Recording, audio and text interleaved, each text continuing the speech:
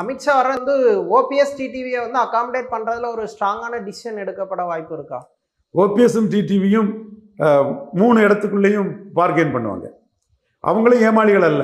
OPS அறிக்கை விட்டும் சந்திக்க முடியாதது அவருக்கு அவமானம். அப்போ அவரும் அலர்ட்டாக தான் போவார். எடப்பாடியை நம்பி ஏமாற மாட்டார். இவங்க சேர்த்துக்கிட்டு எடப்பாடி கிட்ட அதை செயல்படுத்த முடியாமல் போயிட்டாங்கன்னா, சசிகலாவுக்கும் தினகரனுக்கும் 2021 வந்த சிக்கல் வந்துட்டுன்னா, ஸோ ஒன்ஸ் பிட்டன் டுவைஸ் ஷைன்னு சொல்கிற மாதிரி ஒரு தடவை அடிப்பட்ட இபிஎஸும் தினகரன் ரொம்ப கவனமாக தான் இருப்பார். ஓபிஎஸ் இதை கண்ணெதிர பார்த்துக்கிட்டு தான் இருக்கிறார். தினகரன் ஸ்லோவா டிஎம்கேவை விமர்சிக்க ஆரம்பிச்சிட்டாரு. ஸோ அவர் ஏதோ ஒரு ரூட்டை காட்டுறாரா?